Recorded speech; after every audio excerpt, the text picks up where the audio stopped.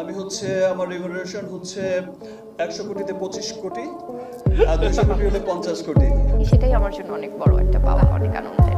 এর মধ্যে হাজার তুফানে সাকিবের পারিশ্রমিক 25 কোটি টাকা হতে ছাড়িয়ে যেতে পারে 50 কোটিতে, যা হাসি ঠাট্টার ছলে নিজে মুখেই প্রকাশ করেছিলেন কিং খান।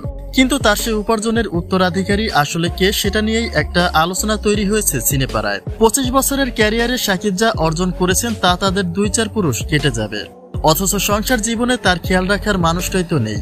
কথাটি যদি এমনই হয় তবে সেখানে আর কি করে চুপ করে থাকেন শবনম বুবলি? তাই তার বিস্তারিত জানতে অবশ্যই ভিডিওটি না টেনে সঙ্গেই থাকুন। বুবলিকে স্ত্রী হিসেবে মেনে নিয়েছেন শাকিব খান, যেটা বুবলির একতরফা দাবি বলা যায়। কেননা শাকিব তো এটাই জানিয়েছিলেন যে বুবলি তার জীবনের অতীত, কিন্তু বুবলি তার সকল সমীকরণ পেছনে ফেলে এখনো শাকিবের স্ত্রী বলেই দাবি করেন। এমনকি শাকিবের সঙ্গে তার বেডরুমের কথাও প্রকাশ্যে তুলেছেন। তাহলে শাকিবের ধন সম্পদের মালিক তো উত্তরাধিকারের সূত্রে বুবলি থাকবেন। তো সিনেমার পারিশ্রমিক বাড়লে সেটা বুবলির জন্য সুখবর তো বলাই যায়। 100 কোটি 25% কিন্তু তুফান নিয়ে বুবলি নিজেও আলোচনায় এসেছেন কয়েকবার।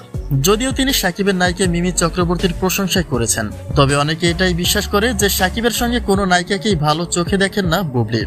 কেননা ব্যক্তি জীবনের ঘটনাগুলি ঠিক এই কাজের মধ্য দিয়েই ঘটেছিল, যার একটা বাস্তব সাক্ষী তো তিনি নিজেই। এদিকে শাকিবের সকল ক্ষেত্রেই অবদান রেখে চলেছেন অপু বিশ্বাস। তুফান সিনেমাটি নিয়ে শুরু থেকেই ভীষণ রকমের এক্সাইটেড ছিলেন তিনি। শাকিবের জন্য দোয়া প্রার্থনা করেছিলেন যেন তার ছবিটি ওয়ার্ল্ড ওয়াইড পৌঁছে যায়। আর সেই পথেই রয়েছে শাকিবের তুফান। মুক্তির 1 সপ্তাহ যেতে না যেতে শত কোটি টাকা আয়ের স্বপ্ন দেখছেন কিং খান। আর তাতেই তিনি মজার ছলে 25 থেকে 50 কোটি টাকা রিমুনারেশন দাবি করেন, যেটা এই মুহূর্তে বুবলির সম্পত্তি বলে চলছে নানা রকম রসিকতা। This is the first time আমি হচ্ছে আমার রিমুনারেশন হচ্ছে 100 কোটিতে 25 কোটি আর 200 কোটি হলে 50 কোটি।